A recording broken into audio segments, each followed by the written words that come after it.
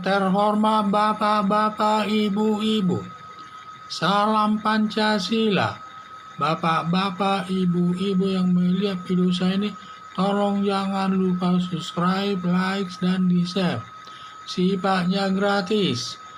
Pada hari Kamis tanggal 17 Maret tahun 2022 ini, saya akan mengomentari terbongkar jejak digital Pak Lizon menyumbang terorisme $20.000. Pak Lizon anggota DPR yang sering mengkritik pemerintah, Menteri Agama, dan lain sebagainya. Ternyata terbongkar jejak digital Pak Lizon menyumbang organisasi terorisme sebesar $20.000 atau sekitar 30 juta rupiah sekitar tahun 2015 lewat organisasi HIIS. Jadi HIIS ini adalah kelompok terorisme Jamaah Islamiyah. Sumbangan tersebut disumbangkan ke negara Suriah, kelompok terorisme. Maka Pak Lizon suka membela kelompok terorisme. Pada waktu Densus 88 menangkap terorisme, selalu Pak Lizon menyatakan Islamofobia atau Islam yang menakutkan.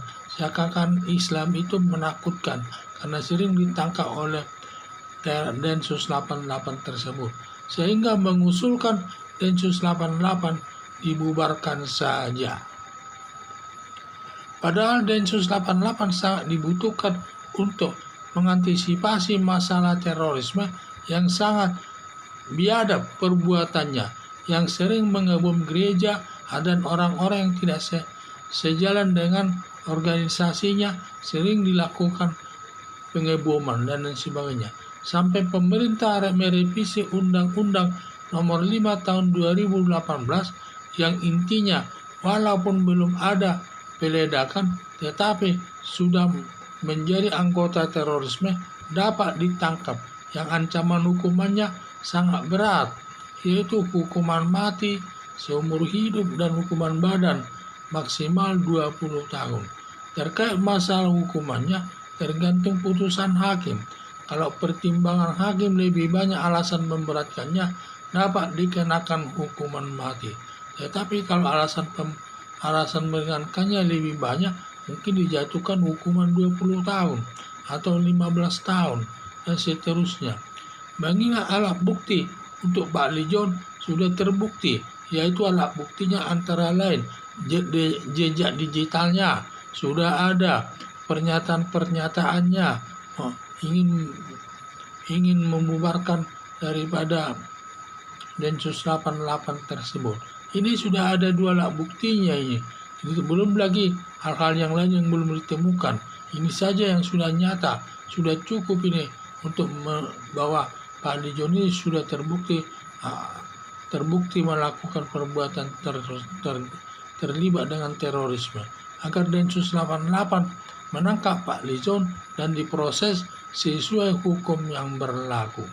Selanjutnya juga dipecat sebagai anggota DPR karena tidak pantas sebagai wakil rakyat, menuding organisasi terorisme yang sangat menakutkan perbuatannya. Walaupun Pak Lizon tidak menerima tudingan tersebut, katanya dia hanya ingin membantu orang tidak mampu. Tetapi sudah jelas yang dibantunya itu adalah terorisme. Itu boleh saja dia menyangkal, tetapi alat buktinya sudah ada. Jejak digitalnya itu tidak bisa dihilangkan itu. Sudah salah satu alat bukti itu, alat bukti tertulis itu. Sehingga di samping itu juga pernyataan-pernyataannya yang membenci daripada Densus 88 yang ingin supaya dibubarkan saja. Ini sudah petunjuk ini. Jadi sudah cukup kuat Pak Lizon ini untuk ditangkap dan diproses hukumnya sesuai hukum yang berlaku. Karena ancamannya, perbuatannya tersebut cukup berat. Sangat berat lah ya. Di mana diatur dalam Undang-Undang Nomor 5 Tahun 2018 tersebut.